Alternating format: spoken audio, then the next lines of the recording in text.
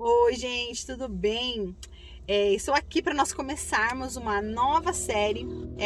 Hoje nós entramos aqui no mês de março e no dia 8 de março nós comemoramos o Dia Internacional das Mulheres. Pensando nisso, nada melhor do que nós entendermos o significado das mulheres para Jesus. E para isso nós precisamos ir para a palavra de Deus, entendermos como Jesus vê as mulheres, como Jesus lidava com as mulheres, como ele significa as mulheres, né? Então, nós vamos ler ali nos evangelhos como Jesus se comportava e lidava com as mulheres, todas as mulheres que passaram pela vida de Jesus, que ele cita. E em Mateus, no capítulo 1, no versículo 2 em diante, nós vemos a genealogia de Jesus, onde nós temos a primeira mulher dos evangelhos citados, né? A partir do versículo 2 diz assim, ó: Abraão gerou Isaque, Isaque gerou Jacó, Jacó gerou Judá e seus irmãos. Judá gerou Pérez e Zerá, cuja mãe foi Tamar. Tamar, então, é a primeira mulher citada nos evangelhos e a primeira mulher citada na genealogia de Jesus. Então, quem foi essa mulher tão importante para ser contada na genealogia? As mulheres não eram citadas nas genealogias e nem contada entre os homens na época. Então, quem é essa mulher para ser tão importante? A história de Tamar está lá em Gênesis, no capítulo 38, do versículo 1 ao 30. Uma história de dor, de sofrimento, de tristeza, mas também que revela muita graça, misericórdia e bondade de Deus. Tamar era uma mulher cananeia e Judá era um dos filhos de Jacó, escolhido por Deus, né? Povo separado por Deus. Ele teve 3 filhos, Onã e Selá, né? Era seu filho mais velho. Quando ele ficou adulto, Judá então decide que é hora dele se casar. Ele toma Tamar para ser esposa do seu filho Eles se casam, mas a Bíblia diz que era um homem perverso, um homem ruim, um homem mau, perverso. E Deus então mata ainda muito jovem, deixando Tamar viúva e sem filhos. Como costume da época, Tamar era responsabilidade então da família do marido cuidar, né? Como ela não tinha filhos, eles precisavam cuidar dela, né? Ele então dá o seu outro filho, Onã, para ser marido de Tamar, para que pudesse dar herdeiros para ela, né? E ele não quer dar herdeiros para o irmão. E Deus rejeita Onã também, ele também morre. E Judá manda ela embora, fala para ela voltar para casa dos pais dela. E quando Selá, que ainda era uma criança, ficasse adulto, ele traria ela de volta para ela se casar com Selá. Mas no fundo do coração dele, ele sabia que não ia chamar ela de volta, porque ele tinha medo de Selá também morresse. Porque no coração de Judá, ele achava que era culpa de Tamar os seus filhos terem morrido. Mas, na verdade, não era culpa de Tamar. Os seus filhos é que eram maus. A Bíblia relata isso, que e Onã eram maus diante de Deus, eram reprováveis diante de Deus, não Tamar. E Judá então rejeita, abandona Tamar. Esse é o sentimento de Tamar, de rejeitada, de abandonada. Quando ela volta para casa do pai dela, ela se sente envergonhada, ela precisa usar roupas de viúva, ela não pode mais andar como uma simples mulher normal, ela tem que andar como uma mulher viúva, uma mulher abandonada, né? Ela não tem herdeiros, ela não tem para onde voltar, ela precisa, né, voltar lá para casa dos pais dela. Isso para a época era uma rejeição. Então esse era o sentimento de Tamar, né? Rejeitada, abandonada, viveu com um marido perverso. Então sabe Deus o que ela passou dentro da sua casa. Então, né, vamos somando todos esses sentimentos aí do coração de Tamar. Vai passando os anos, Selá vai crescendo, fica adulto. Cadê que o sogro chama ela de volta? Não chama.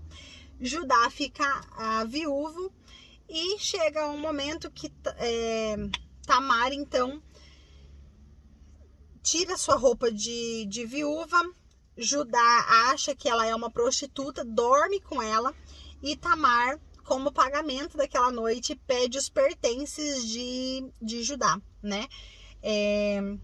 Pega o seu cordão pessoal, né, que tinha o símbolo dele, e o seu cajado, e fica com ela. Depois de 3 meses, eles avisam Judá que ela tá grávida, e ele manda matar ela, porque achou, né, falou que ela tinha se prostituído, e fala assim: traz ela pra cá, vamos matar essa mulher que ela se prostituiu. E ela fala: beleza, mas a pessoa que me prostituiu é dono desses pertences, e mostra. E quem era o dono daqueles pertences? Judá. Então Judá solta a frase, ele fala: certamente Tamar é mais justa do que eu.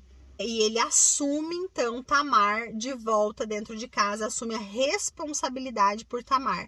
Ele traz Tamar de volta para dentro da sua casa. Ele não se casa com Tamar, mas ele assume a responsabilidade financeira, ele assume seus filhos, ele assume ela, tira ela de dentro da casa dos seus pais, traz ela para dentro da sua casa, cuida dos seus filhos, cuida dela, faz com que ela tenha valor, dignidade de novo. Então, né, volta a cuidar, assume o seu lugar, que deveria ser desde o começo, né? O lugar de honra como esposa dos seus filhos, né? Então, essa é a história de Tamar, e o que nós podemos aprender com a história de Tamar, né? Que em todo o tempo, mesmo que, né, pessoas nos abandonem, pessoas nos menosprezem, pessoas nos rejeitem, pessoas nos envergonhem, o Senhor é o nosso juiz, o Senhor é o nosso cuidador, o Senhor é o nosso protetor. Mesmo que Judá não tivesse se lembrado de Tamar, o Senhor se lembraria, sabe? O Senhor faria com que o nome de Tamar fosse lembrado para sempre. Porque a história aqui não diz só respeito a Tamar, diz respeito ao Senhor de Tamar. Tamar, eu creio, né? Porque a Bíblia diz a respeito do Deus de Tamar, né? Que durante esse tempo Tamar conheceu o Deus de Israel, né? E ela se voltou para esse Deus, e ela se converteu a esse Deus. E quando ela se volta a esse Deus, ela coloca toda a sua justiça aos pés dele. Ele então dignifica a Tamar, né? E tanto é que o seu nome é lembrado até hoje. Hoje nós estamos aqui em 2023 falando do seu nome, falando de quem ela é, falando da sua dignidade, falando do quão justa Tamar foi, né? Ela não merecia ter sido abandonada, ela não merecia ter sido envergonhada, ela merecia ter sido cuidada, ela merecia ter sido protegida, porque é isso e é assim que o Evangelho diz que a mulher deve ser lembrada. É assim que o Evangelho nos ensina que a mulher merece ser tratada, né? Nós merecemos, e não porque nós somos mais importantes do que os homens, mas porque é assim que o ser humano merece ser tratado, né? E nós, mulheres, merecemos ser tratadas assim. Judá não cumpriu a sua parte, né? Judá rejeitou, Judá abandonou Tamar, mas Deus cumpriu o seu papel. E Deus não rejeitou, não abandonou. Deus foi misericordioso, foi bom, e em todo o tempo esteve presente na vida, trazendo esperança e trazendo misericórdia para Tamar. Tanto é que o seu nome é lembrado até hoje, tanto é que o nome de Tamar, a vida de Tamar é celebrada, é lembrada até hoje, até nos dias de hoje, né? Então, esse é o nosso Deus, é um Deus que faz o impossível, né? É um Deus que celebra aonde há dor, é um Deus que muda, que traz alegria em meio ao choro, né? Esse é o nosso Deus. Que essa história possa trazer esperança ao teu coração, possa trazer ânimo ao teu coração, possa trazer um sentimento de que, ainda que doa, ainda que você se sinta hoje abandonada, injustiçada, envergonhada, não sei qual é o sentimento do teu coração, que você possa olhar para o Deus que escreve a tua história e encontrar a bondade, a misericórdia, encontrar a restauração, encontrar a graça, encontrar a redenção dele na sua vida. Tenha fé, tenha esperança naquele que prometeu, naquele que é com você todos os dias da sua vida. Tenha realmente esperança, porque ele fará. Eu creio que você tenha esperança, assim como Tamar, assim como ele fez na vida de Tamar.